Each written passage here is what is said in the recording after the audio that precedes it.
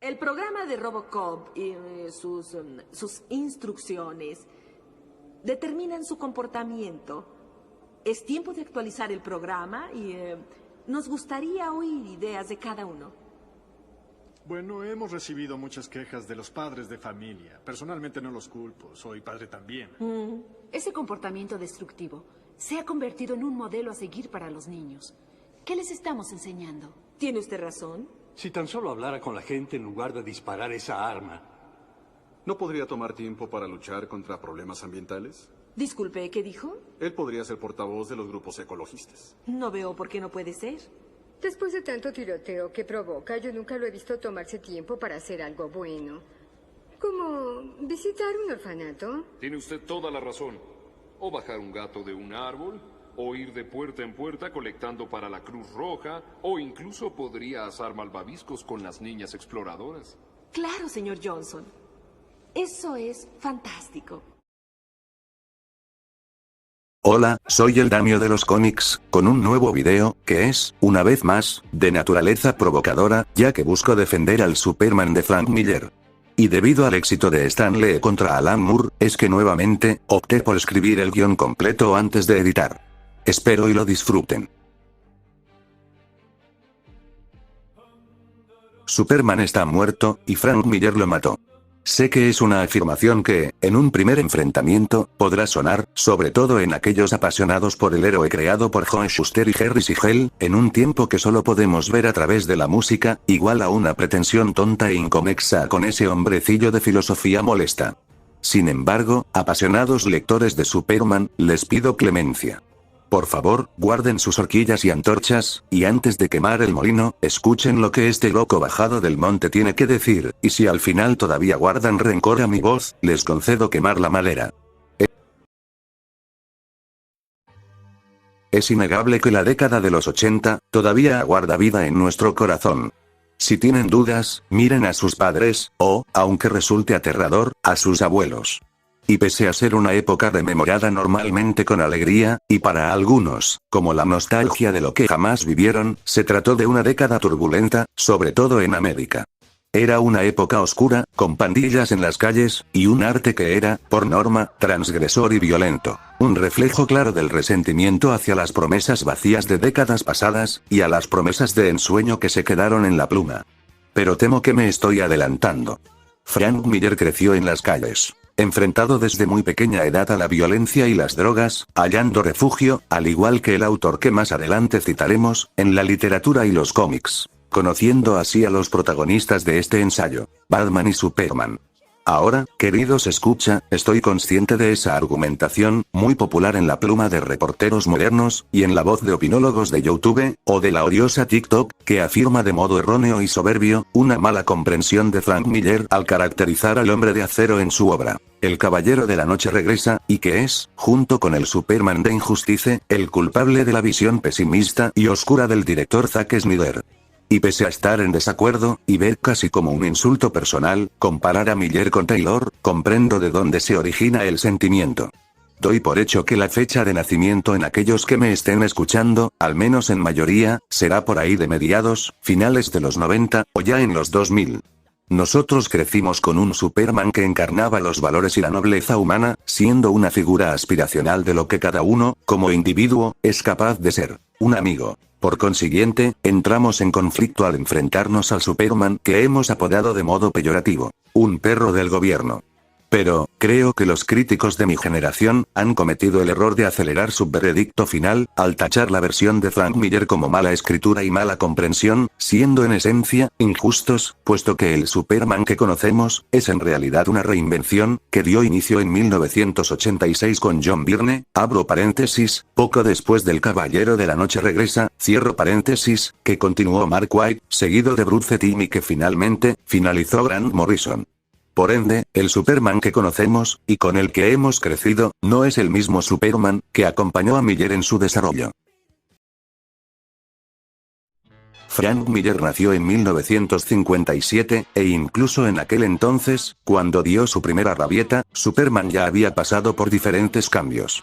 Si revisitamos los primeros Action Comics, nos encontraremos con un vigilante que tiene superpoderes. Un campeón de los oprimidos que actuaba con violencia desmedida, luego, al ir cambiando de número hasta llegar al conflicto bélico más sanguinario de nuestra historia moderna, verás a Superman descender en paracaídas junto a un fusil, vendiendo bonos de guerra, y tal vez, haciéndole calzón chino a Hitler e Hirohito al mismo tiempo.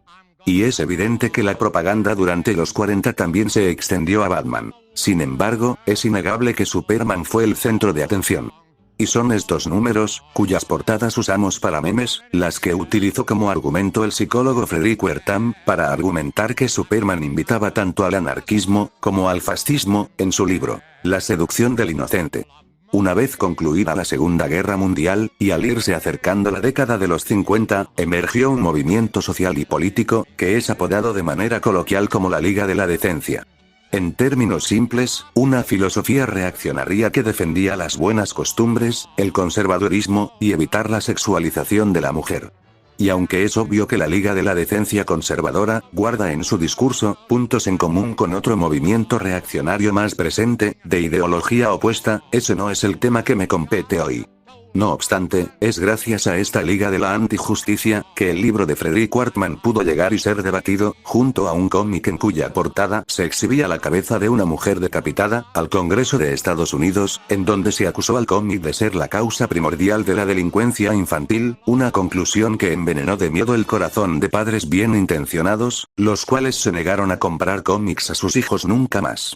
Con esta problemática gestándose, la industria del cómic, viéndose amenazada por las bajas ventas, se vio en la forzosa necesidad de hallar una solución, que llegó en la forma de la afamada Comics Code Authority, un sello cuyo fin era verificar que los cómics fueran adecuados para la sociedad, o de lo contrario, serían publicados sin su autorización, y los padres, al no ver el sello en la esquina superior izquierda, sabrían que la obra no era apta para sus hijos. ¿Y cuáles eran las normativas que exigía el código de autoridad para sellar tu cómic? Había varias, pero diré las que considero más importantes. No podía haber violencia gráfica, no se podía mostrar a personajes femeninos de modo sexualizado, exigiendo un cuerpo genérico, no se podía dejar mal a ninguna fuerza de autoridad, no se podía hacer alusión a drogas, y los superhéroes debían promover valores educativos y moralmente dignos. Y es bajo las normas de este sello, que nació y se desarrolló, el Superman del Nuevo Testamento. Haciendo a un lado aquella visión reaccionaria que arrojaba a gobernantes de países extranjeros por los aires, el sello de autoridad nos ofreció al Superman que descendía de los aires para bajar a un gato del árbol, una visión sonriente y amable que promovía en sus viñetas valores éticos y morales puros. Y sé que ahora, el cambio no suena tan mal, pues se asemeja al Superman que conocemos y amamos. No obstante, hay truco. Mientras nuestro Superman encarna los valores humanos, a los cuales nosotros podríamos aspirar, el Superman de aquella época encarnaba los valores a los que tú, como ciudadano americano, tenías la obligación de encarnar. Detrás de ese altruismo nacido del sello de aprobación de cómics, había una naturaleza de origen tibio, un Superman que decía así: señor presidente, apenas marcara al teléfono de los superamigos. Un Superman que no estaba fuera del sistema americano, sino que era parte fundamental, pues ejemplificaba los valores, el sueño, y en conjunto, lo que debía ser un ciudadano valeroso de la sociedad americana. No obstante, en los años 60 llega a la era Marvel, y la trinidad conformada por Stan Lee, Steve Ditko y Jack Kirby, comienzan a desafiar las normas establecidas por el sello de autorización, para finalmente en los años 70, pese a no destruirlo, sí hacerlo más flexible. En los años 70, Spider-Man dio muerte a las historias coloridas al transgredir la narrativa que dictaba que el héroe siempre salvaba a la chica, ahora la muerte, y por consiguiente, una realidad más cruda, estaba por gestarse. En Marvel, además de la serie de The Amazing Spider-Man, que ya había desafiado al código al abordar el tema de las pandillas y las drogas, tenían a los X-Men que retrataban de modo más crudo la discriminación, además de jugar sin tapujos, con el arte y subtexto erótico, al Capitán América decepcionado del país que llevaba en el pecho, al punto culmine de cambiar su identidad como superhéroe, y a Iron Man enfrentando un problema de alcoholismo. DC Comics por su parte, no quería quedarse atrás, así que Green Arrow debía confrontar la realidad de que su aprendiz tuviera una adicción a las drogas. Green Lantern y Green Arrow consiguieron una serie en conjunto, en la que se exploraban problemas sociales, aunque a mi parecer, de modo un poco moralizante a comparación del equipo de mutantes, pero se sobreentiende. Y sobre todo, el Batman de Dennis O'Neil. Lo que hizo especial la versión de O'Neil, es que tomó aquel Batman de los primeros Detective Comics, obsesionado con la justicia, con una visión polarizada del bien y el mal, y al Batman posterior, de colores más vivos, sonriente y de aventuras dinámicas, y las trabajó en conjunto hasta dar con una versión superior del hombre murciélago. La versión de O'Neil, quizás más que un vigilante, es un detective, pero uno cuya hambre de justicia, lo lleva a ofrecer su servicio a las personas del común. Sin embargo, siendo al mismo tiempo, más empático, con una visión del bien y el mal no tan polarizada, y además, un Bruce Wayne que tiene superado la muerte de sus padres, siendo su tragedia solo el motor de su cruzada, pero, igual a nuestro amigable vecino, luchando por tener una vida normal. Y esta interpretación, además de provocar una hernia a los opinólogos que repiten que Batman está loco, es importante porque marca el motivo que llevó a Miller a enemistar a Batman con Superman. Y es que, lejos de las opiniones generales y contradictorias, que afirman que Batman es un fascista, similar al juez Dredd, lo cierto es que, al dar una lectura más profunda, Batman estaría más cerca de una filosofía democrática. El hombre murciélago no busca imponer su propia visión de la justicia en Gótica, sino que el sistema de justicia, que las personas del común escogieron de modo democrático, se cumpla. De ahí su regla de no matar, pues él no es jurado, juez o verdugo. No obstante, al sistema estar corrompido por mafias y corrupción, Batman opta por actuar como un agente externo del sistema que desea se respete. Esto hace a Batman alguien contracultural, no anticultural, como se suele afirmar. Pero, mientras todos estos cambios se estaban gestando, y los cómics se alejaban cada vez más del código de autorización, y regresaban a ser un arte digno para las personas de la calle, ¿qué sucedió con Superman? Me resulta... Come on, kids. If you want to grow up fast, take one of these. One puff and they'll soon be in my grasp. Not so fast, nicotine. If you want to go up fast, take one of these. With my X-ray vision, I can see the harm cigarettes do inside people's bodies. That's why I never say yes to a cigarette. Me resulta irónico que el Capitán América se haya deshecho del panfleto pro Estados Unidos antes que Superman, y también que si buscas tops de las mejores historias de Superman, las obras más viejas que te encontrarás son de mediados de los años 80, mientras que las obras más antiguas serán abordadas de manera simplista. Se hablará de Mr. Mxyzptlk, de Bizarro, Brainiac, Crypto, y escucharás una y otra vez palabras como Superman Post-Crisis, o Superman Silver Age, mas nunca, o muy raramente, se hablará de una historia en concreto. Y es que esta neblina ambigua que rodea al Superman de antes, se debe a que sus cómics conservaban, a veces menos, a veces más, esa narrativa tibia que marcaba cómo el ciudadano americano debía comportarse, razón por la que en países extranjeros, la araña y el murciélago, le ganaron todo el terreno en popularidad, pues el héroe insignia de DC Comics, era visto igual a propaganda yankee. Y ahora irán notando esa dualidad de Batman y Superman en aquel tiempo. Mientras el Caballero Oscuro defendía un sistema escogido por las personas, el héroe de Metrópolis difundía valores de un sistema impuesto por fuerzas de autoridad y gubernamentales. Abro paréntesis, estoy consciente de la versión de Richard Donner, pero eso es una película, no los cómics, cierro paréntesis. En el ensayo escrito por Alan Moore, La marca de Batman, para una de las primeras introducciones de El Caballero de la Noche regresa, el autor británico asegura, entre muchas cosas raras, como que le parecía una idea genial que Tarzan, en las obras de Philip Joseph Farmer experimentara sexualmente con monos, o que James Bond era un misógino, que los grandes héroes de la ficción, las leyendas, debían ir a la par con su contexto social y cultural. Y quizás lo más importante, que debían morir. Y tomando su cita, la leyenda de Robin Hood no estaría completa sin el último flechazo a ciegas que determinó el lugar de su tumba. Y aunque, personalmente, este ensayo me resulta más un autohalago a él mismo, pues todo lo que menciona resulta más cercano a su obra, ¿Qué le pasó al hombre del mañana?, cómic en el que destruye toda la parafernalia colorida, para y finalmente hacer que Superman se quitara sus poderes después de cometer una transgresión, cual Edipo arrancándose los ojos y autodesterrándose de Tebas. Hay un poco de cierto en el ensayo de Moore con la obra de Miller. Frank Miller siempre escribió a sus héroes pensando en lo contemporáneo, de ahí que su visión de Daredevil conectara con la visión de O'Neill, pero arrebatando la estética elegante de vigilante nocturno, para darle forma a un vigilante más sucio y cercano a la violencia real de las calles. Y también el hecho de que, el Caballero de la Noche regresa, no solo mata de manera simbólica a Batman, sino que también, a Superman. En el libro, La vida del drama, de Bentley, se define a la farsa como una forma de adelantarse al intelectual, pues su naturaleza, además de ser violenta, se basa en meterse o burlarse de lo que supuestamente no deberíamos de meternos. ¿Y por qué tomo cita de un libro de dramaturgia para hablar de un cómic?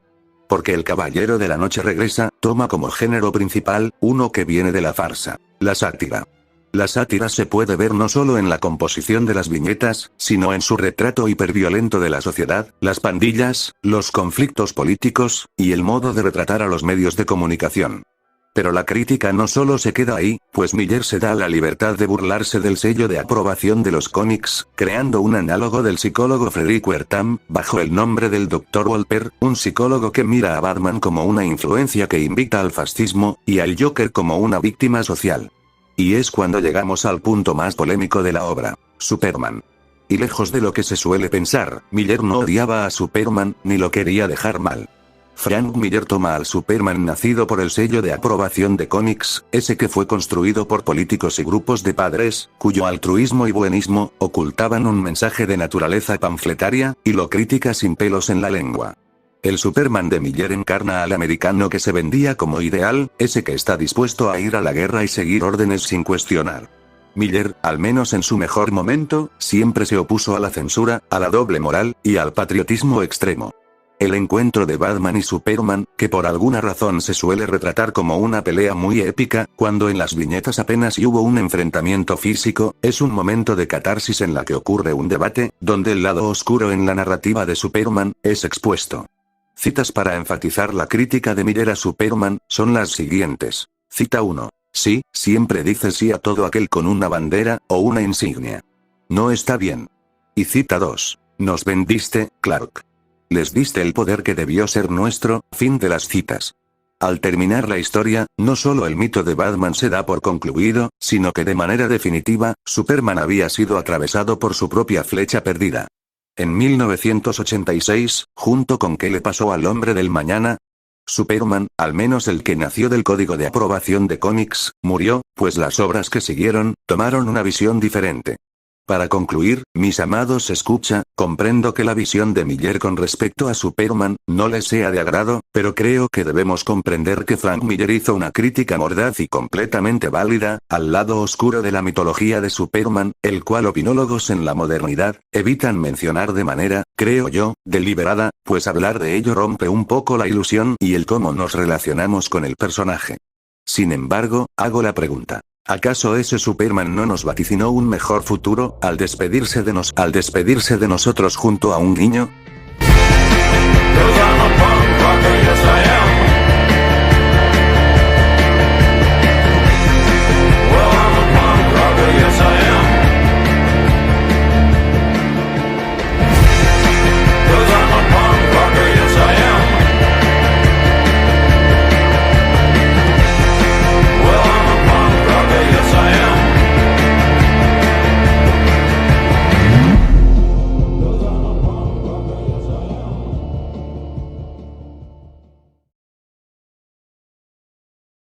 Bueno gente, eso ha sido todo. Espero hayan disfrutado del video, y haber dejado claro mis puntos. Las votaciones para el siguiente video, ya las pondré aparte en mi canal. Así que hasta el momento, se despide el Damio de los cómics.